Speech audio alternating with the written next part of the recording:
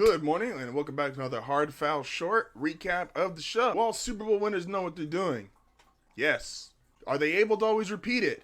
No. We always look at the Super Bowl winners from the previous years and act like what they're doing is the right way to go forward. The Bucks re-signed everybody we thought was the most brilliant thing in the world. 2 years later, no repeat, cap hell, no Tom Brady. The Rams, double down on your core players. Kupp, Stafford, Aaron Donald, Jalen Ramsey. Don't make the playoffs. You're starting Baker Mayfield by the end of the season, and you can't tell if your coach wants to retire or even. Now the Chiefs, hopefully the young players work out, but we just don't know.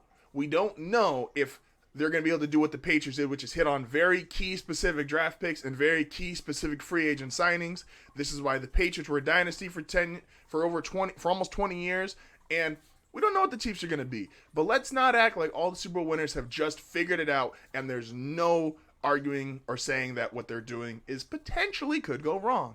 It happens. GOATs have a certain aura. I argued for years on our other show, Nas was better than Hove, and the reality is I kept swinging up at Hove. As great as Nas was, I kept swinging up at a certain person.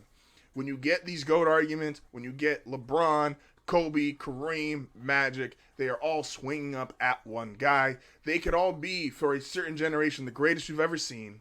And there was one guy who they are still swinging up at, who is the undisputed GOAT. And Mahomes is going to have the same kind of thing going up against Brady. It is just hard to break that GOAT. Broncos hired Sean Payton. I love the move. Let's stop acting like Sean Payton's going to come in there and just drop the hammer down like he doesn't like Russ.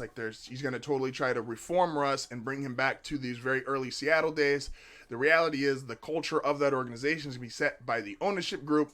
Sean is going to go in there, attempt to fix Russ. Yes, he's going to get rid of some of the things, the extra office, the extra accommodations, the personal coaches. That might no longer be there. But Drew Brees said it best. Sean is firm. He'll tell you what you need to hear, but he's also had a great relationship and a loving relationship with him. He is not going to be this Grinch-esque, it's my way or the highway dictator type. Pelicans Twitter, y'all need to relax. Every other game, it's overreaction tweet here, overreaction tweet here.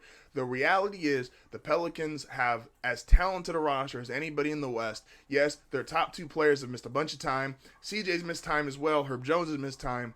But just because they don't have a pedigree, we all start freaking out. The LA Clippers have the exact same situation.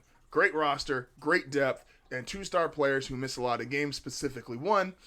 And all anybody thinks about the Clippers is, well, if they're healthy during the playoffs, they got a chance. And that, Pelicans fans, is where you need to put your mind and your motive and your heart behind. If this Pelicans team gets to enter the postseason healthy, they got a chance.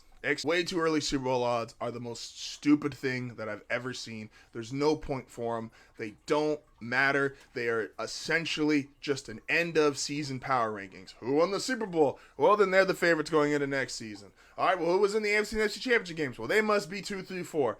It's just dumb. Let's not worry about it. But if you want to, feel free. Go give Vegas all your money because you think every team is going to repeat. Do you?